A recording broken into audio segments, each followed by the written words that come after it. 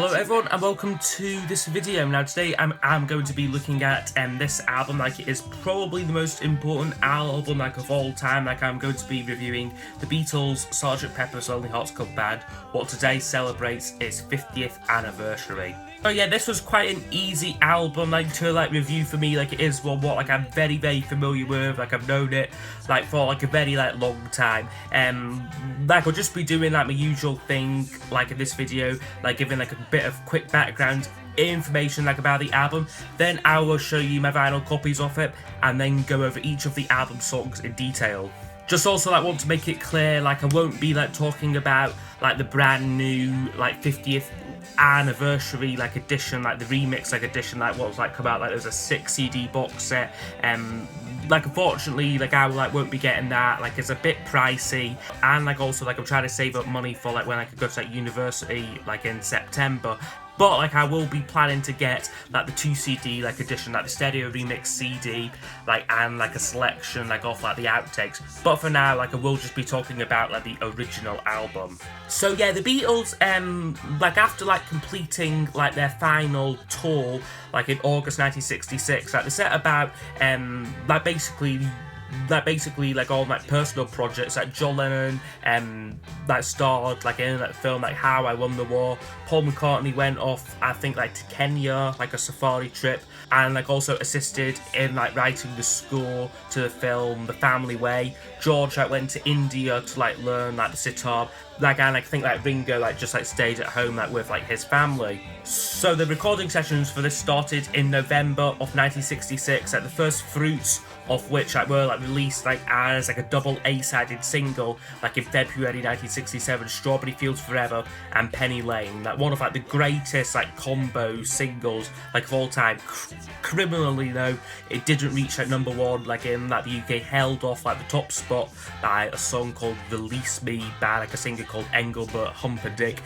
Was quite a shock to the public to sort of see the Beatles completely change their image, because even in 1966, although the music All Night Revolver was quite different sounding to the early stuff, they still basically looked like the Beatles, whereas here a completely different image for them. And also going back to the early sessions, from Strawberry Fields Forever and Penny Lane, the original idea was to make a whole album themed around their Liverpool upbringing. However, when those songs were selected as a single, that idea was shelved. And instead, after composing the title song, Paul McCartney suggested that the other Beatles they all adopt alter egos and make the album from a perspective of a fictitious band. This concept kind of was executed on a couple of the songs, although it mostly sort of fell through the gaps. Albums they weren't sort of seen as pieces of art before this album came out. Recording it though was revolutionary using a whole range of different techniques, and that by this point the Beatles were 24/7 studio creatures, unlike almost all other bands out at the time, who had touring commitments to fit in with their recording stuff. This album I think took about something ridiculous 100 days to make, or something like that. It was a real long time to be making just one album. They really laboured over this and tried new innovative methods of recording on here. So yeah, in 1967, there was a lot of hype for the albums released, so much so that it was actually rush released on the 26th of March in the UK. Some copies managed to make it on sale a week early. It was of course a huge commercial success, spent 27 straight weeks at number one in the UK, and was hugely acclaimed at the time by critics, feeling that the album moved music forward. We were entering now into a more sort of advanced albums based period.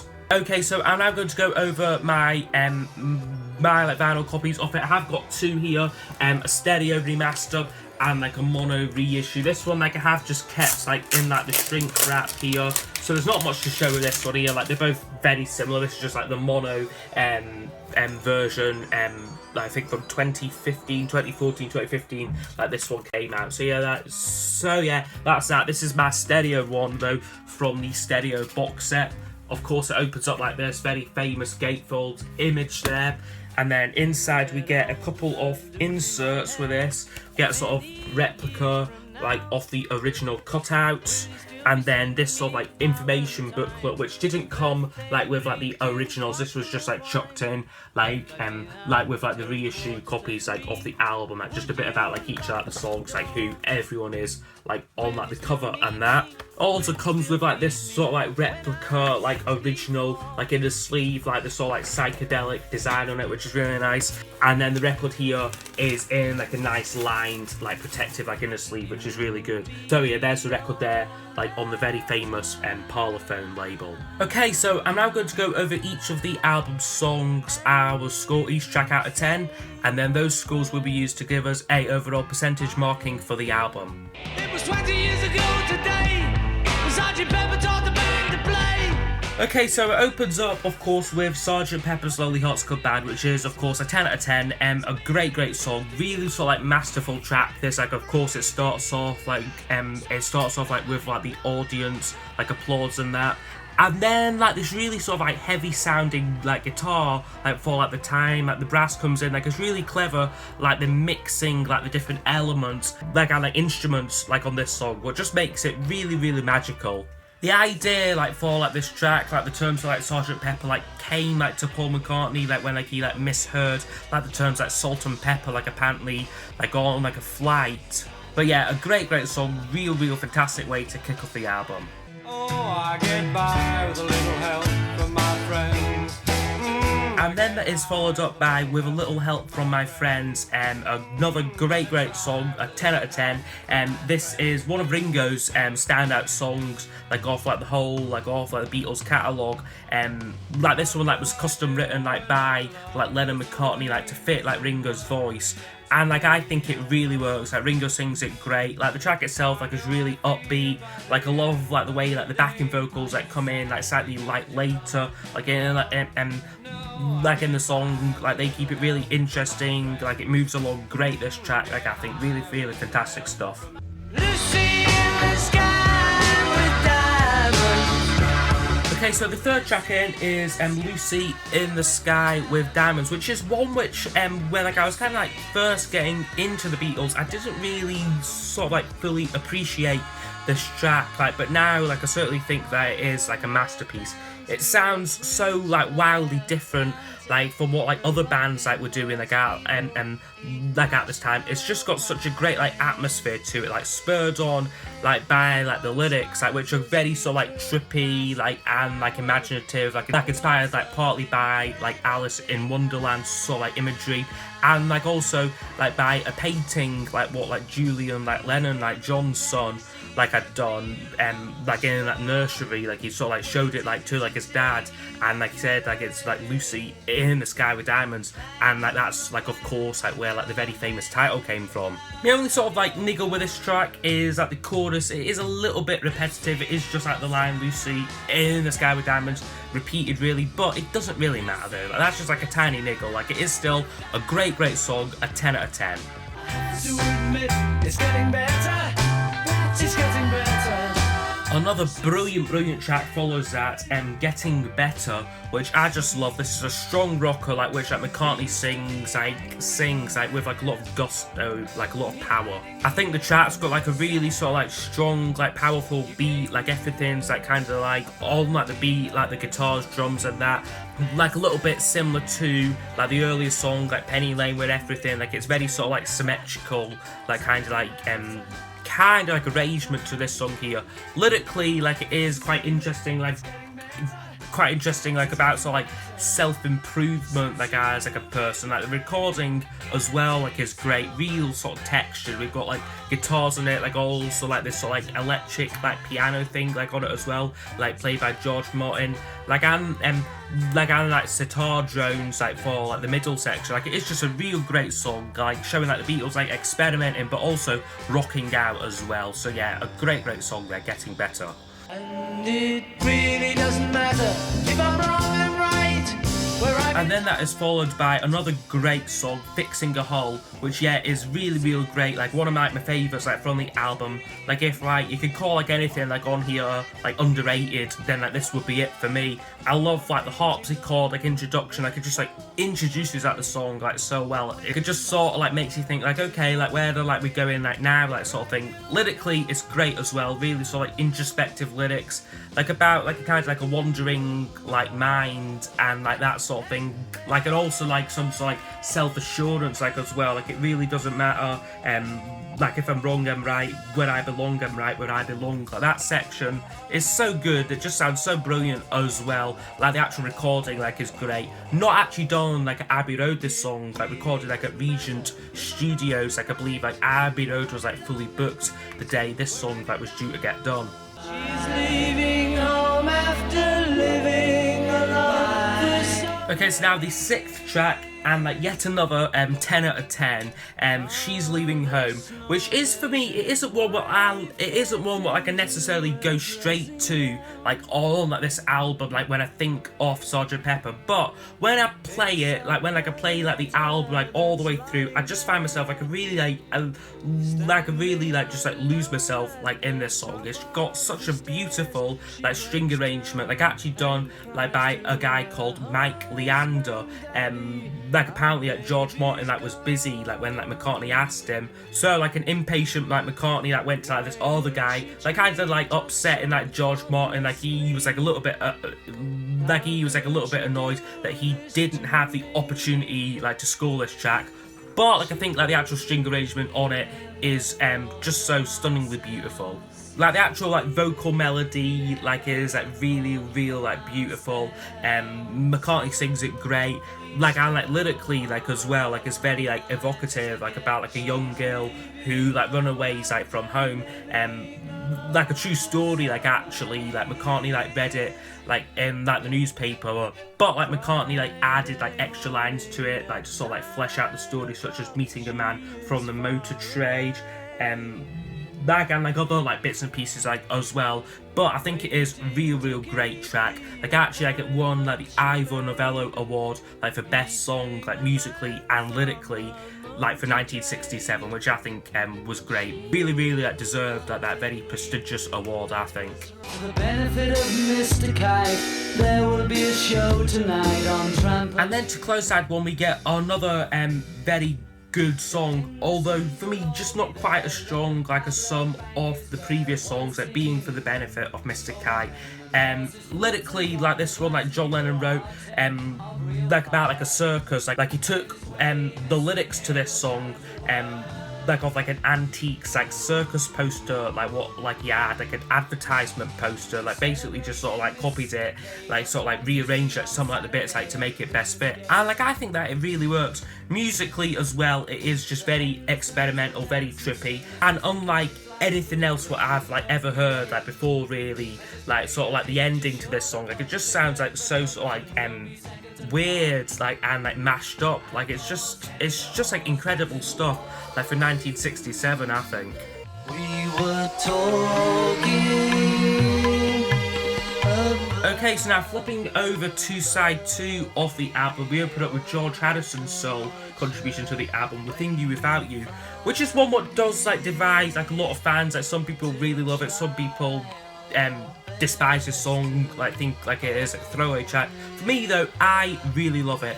This like concerns like sort of like George Harrison's like Hindu like spirituality, like, and also like for me like as well like human psychology like as well. Like I love like the actual melody like of the song, I think like it's great. Like I love the way like the string section like enhances the Indian instrumentation. It just works really well. Like the middle like instrumental section like is just beautiful. The actual song itself like is maybe a little bit like long, like it's about sort of five minutes plus this track, and could have been cut down a tad, but it is still a very, very good song though, like nonetheless, like Within You Without You. Will you still need me? Will you still feed me when I'm 60? And then that's perfectly contrasted with When I'm 64, which is this kind of like music hall sort of like 1940s style track. Like I really love like the kind of like carefree like optimistic positive nature like of this song. This was like among like one of like the first songs like which like McCartney wrote like actually like when he was 16. Like the Beatles like in Hamburg like would do this song like when like the power went out. So yeah, like it's a track what like I have like a good time with. Like it isn't like among like the Beatles' very, very best songs, but I think it is just like a bit of fun.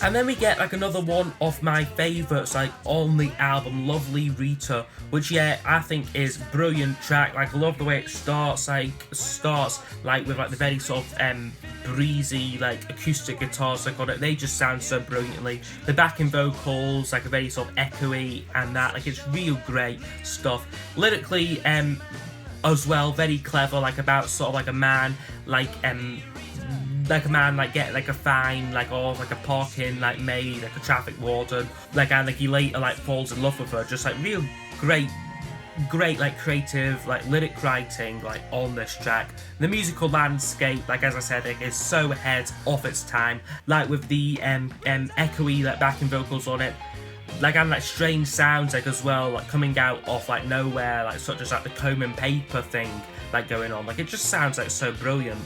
The piano solo as well, like overdubbed like by George Martin, like played like at half speed, like and like sped up, like on like the actual like album mix is a great song. Like really fits at the track, like everything they put on this just like enhances it. It is a perfect track.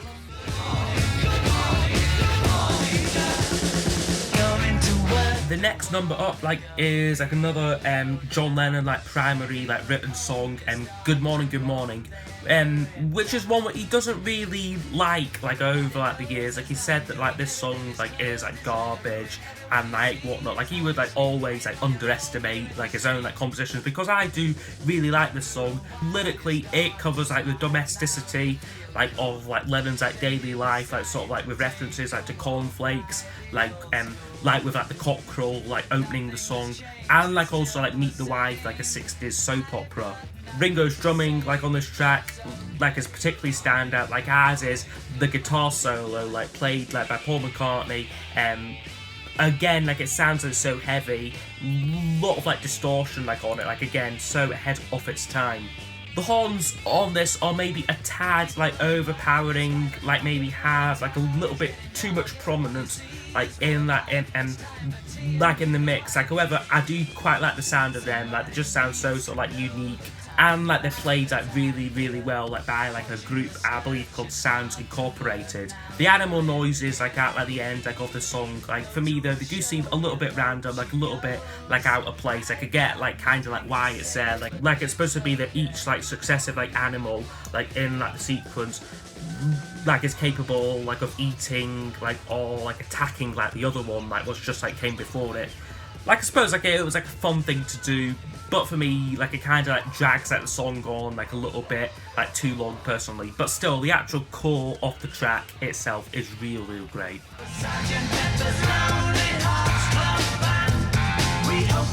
And then we've come to kind of like the end like of the album, like with Sgt. Pepper's Lonely Hearts Club Band Reprise, which is quite different like from like the first one. Like there's a lot more kind of like rockin' track, like a lot more like hard hitting. Like again we've got like the heavy like distorted like guitars in it. There's not much like to like the song itself, like it's quite like repetitive, like just like the line like Sgt. Pepper's Lonely Hearts Club Band like repeated and that. maybe they could have like jammed out like a bit more like with this song. Like it's one of like the shortest Beatles songs like in like their like discography. Like it works well though like on the album. Like I think like it is like a great sort of like introduction like to like the closing track. I read the news today, oh boy. And yeah, that closing track is A Day in the Life, and like what can I say like about this song that hasn't been said already? The first part, we'll just start like with like the song basically like the first part like is like inspired like by like newspaper headlines like such as the death of like I think it's like the Guinness heir like Tara Brown, I think like that's like his name, like he like died like in like a car crash. Lennon sings it like with like a lot of feeling, and like Ringo's drumming like as well like gradually comes in like throughout the song like, and like is like the perfect like accompaniment like to like this song. Like it just builds like the atmosphere like so well. Then like at about 2 minutes in, like we get like this crazy sort of like wall of sound, like orchestra sort of like freaking out like on like the instruments, like apparently like instructed like to go from like the lowest note like on like the instrument like to like the highest. Just creates like this sort of like this mad like wall of sound, like what the hell is like happening here like sort of thing. And then suddenly we kind of like taken it back to earth like with like McCartney's like Middle Eighth, which I love, and lyrically like I think like it's great. Like it's just about like a morning like routine, real like works great like in the middle of this track. And then like the transition section back to the main theme like is equally stunning, like with like the R like sort of like the backing vocals.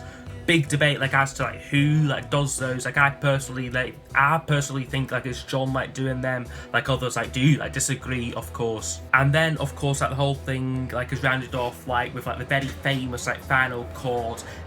Yeah, just amazing song, and like it all happens in like under like 5 minutes. Just an amazing achievement like in like recorded music.